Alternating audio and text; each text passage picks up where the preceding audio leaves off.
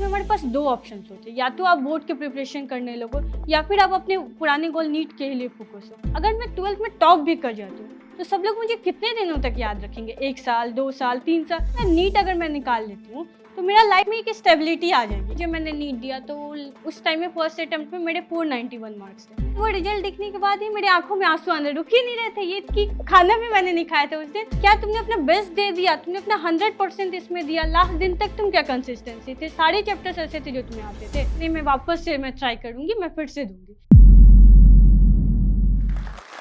Class standard 8 में मेरे साथ एक इंसिडेंस हुआ कि एक बार एक स्कूल टीचर ने बोला कि सब लोग लिखो, सब लोग इस पे एक ऐसे लिखो कि what you want to be in your future. मुझे उस टाइम में कुछ नहीं आइडिया था कि 8th स्टैंडर्ड के बच्चा क्या ही सोचेगा, कि उसको क्या ही पता होगा। तो मैंने अपने फ्रेंड से पूछा कि तुम क्या लिख रही हो, तो उसने यही बताया कि मैं डॉक्टर लिख रही हूँ, मेरे पेरेंट्स मुझे डॉक्टर बनाना चाहते हैं। तो ठीक है, मैंने भी सोचा छोड़ो चलो इसी पे लिखते हैं। तो मैंने लिखा। उस ऐसे में मैंने ऐसे ऐसे पॉइंट्स लिखे जिससे लगा कि डॉक्टर इतना सब कुछ करते हैं, अरे ये तो बनना चाहिए ऐसे। और उसी साल मेरे साथ एक और इंसिडेंस हुआ। फाइनल एग्जाम से कुछ दिन पहले मेरी तबीयत बहुत ज़्यादा खराब हुई थी। इवन बहुत सारे खुद से मेडिसिन लेने पे भी जब वो ठीक नहीं हुआ तो मैंने एक डॉक्टर को दिखाया। उन्होंने कुछ नहीं, बस एक ब्लड टेस्ट ही किया और उसी से बता दिया कि मुझे टाइफाइड है। और बस 2-3 दिन के कोर्स से लगभग 14 दिन का बस उन्होंने टैबलेट दिया सिप्रोफ्लोक्सासिन, और उसी में मेरी तबीयत ठीक हो गई। तो मैंने ये सोचा कि एक डॉक्टर कितना महान होता है कि बस एक नॉर्मल स्टेटस से चेक करने के बाद और एक सिंपल टेस्ट करने के बाद ही जब वो किसी लोगों के चेहरे पे स्माइल ला देता है, उसके सारे दुखों को एक हंसी में बदल देता है। तो मुझे भी यही बनना है। तो उसी टाइम से मैंने डिसाइड कर लिया था कि मुझे भी डॉक्टर बनना। तब पता नहीं था कि कैसे क्या करना है, बस मुझे बनना था। हेलो एवरीवन, मेरा नाम रोशनी कुमारी है और मैं दरभंगा जिले की निवासी हूँ। और प्रेजेंटली मैं 3rd year MBBS student Darbhanga medical college से बिलोंग कर रही हूँ। और मैंने वर्ष 2019 में नीट क्रैक किया था। मेरे 607 मार्क्स आए थे विद 6319 रैंक थे। और आज मैं आप लोगों को बताना चाहती हूँ, मैं एक नॉर्मल फैमिली से बिलोंग करती हूँ और मेरे पेरेंट्स ने मुझे सब कुछ ला के दिया जो मुझे ज़रूरत थी, इनफैक्ट उससे भी ज़्यादा दिया। जैसे 9th में गई तो उस टाइम में एस चैंद बायो की बहुत ही मोटी आती थी, लगभग इतनी मोटी थी। और उसी बुक्स में ना भैया ने बस मुझे बोला कि ये पढ़ लोगी तो अच्छे से तुम्हारा नीट में सिलेक्शन हो जाएगा, मतलब ये और थोड़ा 11th-12th में पढ़ना रहता है। तो मैंने वही सोचा। मैंने उस बुक को ना लगभग 6 मंथ में मैंने एक-एक लाइन उसका पढ़ लिए थे। यहाँ इनफैक्ट इंसिडेंस ये था कि एनिमल किंगडम में जितना भी उसके डाटा दिया हुए थे, सारे मैंने याद कर लिए थे, सारे उसके साइंटिफिक नेम, सब कुछ। लगभग आधा कवरेज मेरा वहीं पे मेन चैप्टर्स की तरफ हो गया था। और इसके बाद जब 10th में 10 CGPA लाने के बाद मेरे पेरेंट्स ने मुझसे पूछा, घर में सबने पूछा कि आगे क्या करना? तब मैंने उन्हें बताया कि मुझे डॉक्टर बनना।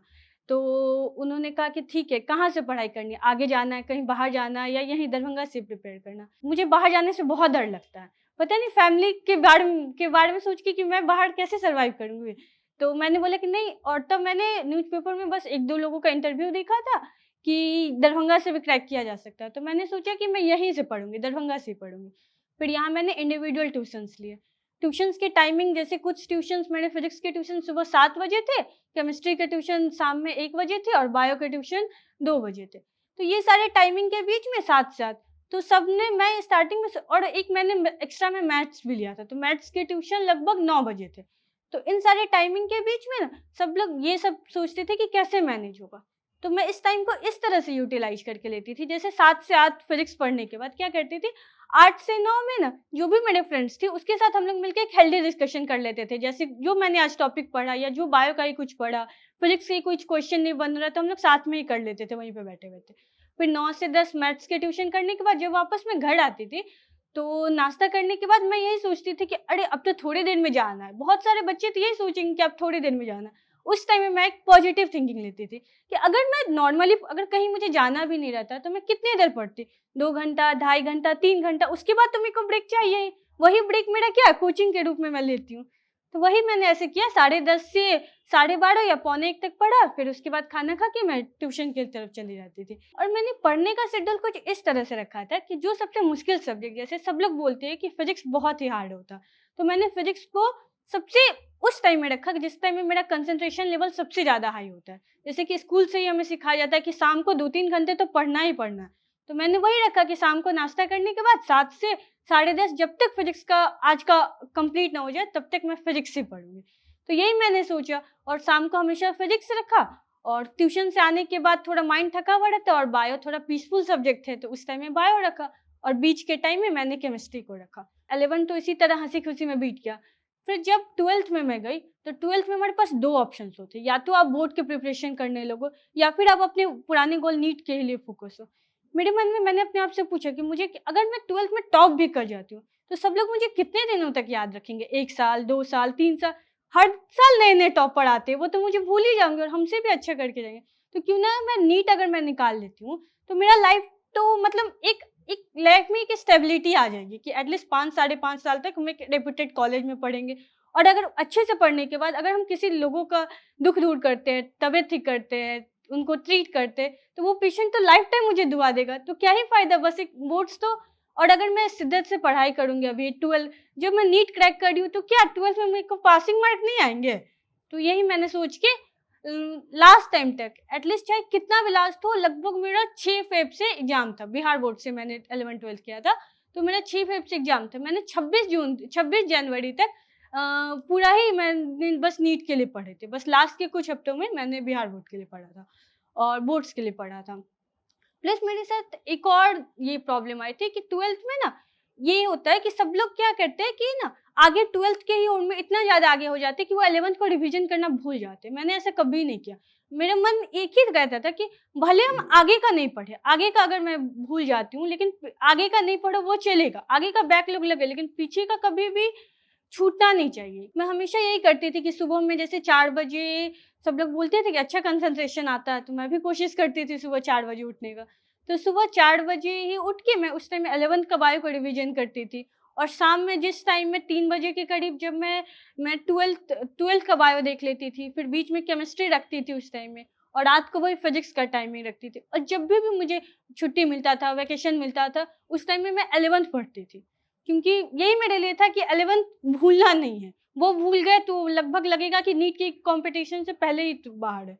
और एक और प्लस पॉइंट मेरे साथ ये था कि कोचिंग का टेस्ट को ना मैंने हमेशा सीरियसली लिया था कि जैसे कि अगर कोई कोचिंग में कोई चैप्टर्स का टेस्ट हो, जैसे कि एटॉमिक स्ट्रक्चर का टेस्ट हो गया या फिर किसी भी चैप्टर का टेस्ट हो, काइनेमेटिक्स का टेस्ट हो, उस चैप्टर को आप इस तरह करके जाओ, उसके सारे मतलब पास्ट ईयर पेपर्स देख लो, जितना भी आपके पास सोर्सेज है, एमसीक्यू है, वो सारे बना लो, जितना भी आप जो भी बुक कर रहे हो सारे कर लो। इस तरह से करके जाओ जैसे कि वो चैप्टर आप नीट के लिए करके जा रहे हो। ये सारे के बाद जब मैंने बोर्ड्स दिया, बोर्ड्स में भी मेरे काफ़ी अच्छे मार्क्स आए थे। फिर जब बारी आई नीट की, तो लास्ट टाइम में बीच में 3-4 मंथ में मेरे साथ ये हुआ था 12th टाइम में अपियरिंग टाइम में देने पे कि उस टाइम में ना थोड़ा मेरा फ़ोकस लूज़ हो गया क्योंकि यहाँ पे थोड़ा ये प्रॉब्लम होता है कि टीचर्स अच्छे से लास्ट टाइम आपको गाइड नहीं करते। फिर करते भी हैं तो मैंने जाना कोचिंग सब उस टाइम में छोड़ दिया था, तो खुद से अपने से हो नहीं पाया, तो वो कंसिस्टेंसी मेरा मेंटेन नहीं रह पाया। फिर जब मैंने उसके साथ नीट दिया, फिर भी खुद से करने के बाद जब मैंने नीट दिया तो उस टाइम में फर्स्ट अटेम्प्ट में मेरे 491 मार्क्स थे। तब देने के बाद मुझे यही लगा कि कहीं हो जाए सिलेक्शन, तो लेकिन नहीं हुआ। तो ना उसके बाद वो रिजल्ट देखने के बाद ही मेरी आँखों में आँसू आने रुक ही नहीं रहे थे, ये कि खाना भी मैंने नहीं खाया था उस दिन। फिर उसके बाद भैया ने मेरे को कॉल किया, तो सबने उनको बोला कि उसको समझाओ, तो उन्होंने कॉल करके यही बोला कि क्या तुमने अपना बेस्ट दे दिया, तुमने अपना 100% इसमें दिया, लास्ट दिन तक तुम क्या कंसिस्टेंसी थे, सारे चैप्टर्स ऐसे थे जो तुम्हें आते थे। तो मैंने डायरेक्ट उन्होंने बस बोला अभी जवाब देने का कोई ज़रूरत नहीं है, तुम खुद को ये जवाब दो, हमको मत दो, खुद को ये जवाब दो। फिर मैंने सोचा कि नहीं, बहुत सारे जैसे ऑर्गेनिक मुझे अच्छे से नहीं समझ में आता था, इनऑर्गेनिक नहीं अच्छे से समझ में आता था। ये हो गया, फिज़िक्स के थर्मोडायनामिक्स वाले पोर्शन वीक थे। तो ये कहीं न कहीं यही सारे मेरे वीक पॉइंट है ना। तो फिर इसीलिए फिर मैंने उनको बताया नहीं, मैं वापस से मैं ट्राई करूँगी, मैं फिर से दूँगी। फिर जब मैंने दूसरी बार जब नीट दिया तो उसमें मेरे 607 मार्क थे विथ 6319 रैंक। और उसके बाद मेरे पेरेंट्स को जब मैंने बताया वो लोग खुश हुए, तो उन लोगों के मन में ये भी था कि अब शायद ये हम लोगों से दूर चली जाएगी शायद। तो लेकिन उन लोगों को मेरे नीट से ज़्यादा की खुशी के बाद उन लोगों को इस बात का खुशी हुआ कि मैंने अपने होम टाउन डीएमसीएच में एडमिशन लिया।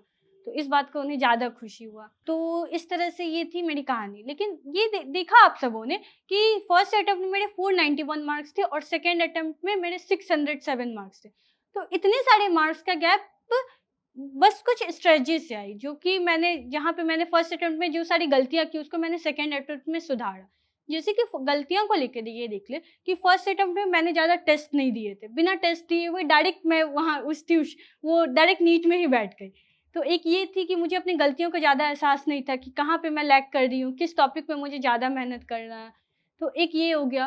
प्लस दूसरी गलती मैंने ये भी की थी कि लास्ट टाइम में मैंने अपना फ़ोकस लूज़ कर दिया था। लास्ट टाइम में मैंने ये समझ लिया था कि ठीक है, देखा जाएगा, नीट सब पता नहीं क्या हो गया था उस टाइम में कि लास्ट टाइम में मैं अच्छे से फ़ोकस नहीं रख पाई थी। तो एक ये भी गलती हो गया और प्लस ये था कि एनसीईआरटी को थोड़ा बहुत फर्स्ट टाइम में इग्नोर किया था। इस वजह से भी मेरा ये हुआ कि ऑर्गेनिक, इनऑर्गेनिक में केमिस्ट्री के एनसीईआरटी को अच्छे से फ़ोकस नहीं करती थी। तो एक ये भी गलती हो गया और प्लस यही सारी गलती थी और इन सबको मैंने रिमूव कैसे किया?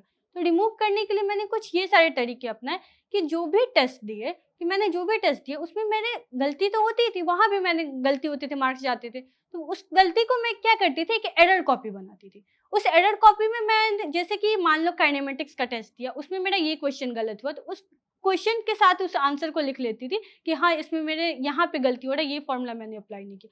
फिर अगर मान लो कि आगे जाके फेज टेस्ट, क्लस टेस्ट, ये सारे जब टेस्ट होते थे, अगर वो चैप्टर पूछे जा रहे हैं तो उस कॉपी से मैं उस एरर कॉपी को ज़रूर रिवाइज़ करके जाती थी कि कहाँ पे मैं लैग कर रही हूँ। और यही कॉपी जो है ना, मैं नीट से 1 वीक पहले भी रिवाइज़ करके गई थी, जो कि क्योंकि हम लोग प्रैक्टिस कहाँ कर रहे हैं? सब लोग बोलते हैं कि practice makes the man perfect, practice makes the man perfect, लेकिन आज मैं इस लाइन को करेक्ट करना चाहती हूँ कि practice doesn't make a man perfect, perfect practice makes a man perfect. ये आपको डिटरमाइन करना पड़ेगा, सही डायरेक्शन में बढ़ना पड़ेगा आगे, क्योंकि डायरेक्शन आप ईजी क्वेश्चन कोई 10 बार कर रहे हो वो तो नहीं है ना। आप अपनी गलती से कहाँ सीखे हो उसको आप रिवाइज करके जाओ। जब आपको पता है फॉर्मूला, बॉल ऊपर जाएगा, नीचे आएगा, ये फॉर्मूला सब, तो ये सब तो लगेगा कहाँ पे गलती कर रहा है, तो उस पॉइंट पे ज़्यादा फोकस करें। और प्लस जो है ना, हमेशा ना हर समय पॉजिटिव रहे, कैसा भी हार्ड सिचुएशन हो उसमें किस तरह से फोकस करना है। जैसे कि ये देख लो, वो एक लाइन कहते हैं ना, आपदा में अवसर को ढूंढना, वो आपको ढूंढना है। तो मैं आप लोगों को एक सिचुएशन देती हूँ, ऐसा सिचुएशन मेरे साथ भी हुआ है कि मान लो कि कल आपका टेस्ट है, कोई बहुत इंपॉर्टेंट टेस्ट है, फेज टेस्ट है। उस टेस्ट में आपके पास बहुत सारे क्वेश्चन है, लेकिन बाय मिस्टेक या फिर किसी भी फॉल्ट की वजह से आपके एरिया की लाइट कट गई है, बाई चांस इन्वर्टर भी डाउन है, तब आप क्या करोगे उस सिचुएशन में? तो जैसे नॉर्मल स्टूडेंट रहेंगे वो तो यही कहेंगे कि चलो आप सो जाते हैं, आप थोड़ी ना पढ़ाई कर पाएंगे। लेकिन अगर आप डेडिकेटेड स्टूडेंट है तो आपके मन में यही आएगा कि आप इसमें पहले खुशी को ढूंढेंगे। और एक लाइन खुद को बोलते थे, मैं हमेशा खुद को वो लाइन बोलती जब भी हार्ड सिचुएशन आता है कि God helps those who helps themselves. अगर लाइट रहता, फैन चल रहा रहता, कूलर चल रहा रहता, अगर मेरे को सारी सुविधाएं मिलती तो मैं आराम से, मेरे को नींद नहीं आ जाता टाइम पे 2 या 3 बजे, ज़्यादा से ज़्यादा मैं इतना ही पढ़ पाती। लेकिन अगर लाइट नहीं है तो गर्मी की वजह से मुझे पूरी रात नींद नहीं आएगी, मतलब मेरे पास फुल 8 घंटे का पैकेज है कि full test revision, full syllabus revision करने का और अगले जाके एक्सेल करने का। तो यही होता था, मैं हर सिचुएशन में लगभग पॉजिटिविटी ढूंढती थी। जैसे फर्स्ट अटेम्प्ट में मेरा नहीं हुआ था, तो जब भैया के समझाने के बाद मैंने खुद को ये मोटिवेट किया, अरे अगर हो भी जाता तो मतलब बहुत सारे चैप्टर्स तो मैं बिना पढ़े ही दे देती ना। तो इससे अच्छा कि नहीं हुआ कि मैं उस पॉइंट पे आगे चल के जाके फोकस करूँ। यही शायद भगवान जी चाहते थे। तो हर पॉइंट पे यही बोल रहे हैं कि लाइफ में पॉजिटिविटी ढूंढो। और ये मोटिवेशन का सोर्स जो है ना, ये बाहर से नहीं आता है, मोटिवेशन आपके अंदर खुद आता है। जिस दिन आपके अंदर से आ गया कि मुझे कुछ करना है, तो बस एक ही इंसान है जो कि आपको खुद रोक सकता है ये करने से, वो है आप खुद। तो जिस इंसान को आप शीशे में देखते हो उसे बस यही कहो कि मुझे कुछ करना है, कि मुझे बहुत ही अच्छा करना है, बेस्ट करना है। और आपका टारगेट ये नहीं रहना चाहिए कि आपको बस नीट निकाल के किसी भी एक नॉर्मल से कॉलेज में कहीं भी एडमिशन ले लेना। आपका टारगेट बेस्ट ही रखना है, सपने ही देखना है ना, तो सबसे बड़ा देखो, बड़े से बड़ा क्यों ना देखो, ये सोचो कि हमको देश के सबसे नंबर 1 इंस्टीट्यूट एम्स दिल्ली में जाना, और वो अगर नहीं हुआ तो अगर वहां से वो अचीव नहीं हुआ, बाई चांस किसी वजह से आप लैग करोगे तो उसके अगर नीचे जाओगे तो कहीं दिल्ली के कॉलेज में तो आके रुकोगे। अगर वो भी नहीं मिला तो एटलीस्ट आपका स्टेट का कॉलेज कौन आपसे छीन रहा है। इसलिए थिंक बिग, हमेशा जो है ना बड़े से बड़ा सपना देखो। आने वाले सभी नीट एस्पिरेंट जो कि नीट का एग्जाम देना चाह रहे हो या देने का सोच रहे हो, अटेम्प्ट लेना चाह रहे हो, उन सबों को ऑल द वेरी बेस्ट। आप लोग बहुत ही अच्छे से मेहनत कीजिए, जम के अच्छे से मेहनत कीजिए। अगर जिनका हो गया होगा उनको बहुत कॉन्ग्रेचुलेशन, कहीं ना कहीं आपकी मेहनत रंग लाई है। प्लस ये भी जिनका नहीं भी हुआ ना, वो हताश नहीं हुई। आप अगर मेहनत कर रहे हो तो कोई नहीं, भगवान जी जरूर देख रहे हैं, और वो आपको इसलिए नहीं दिए ताकि आपको अगले चांस जो है ना इससे भी बेहतर देंगे।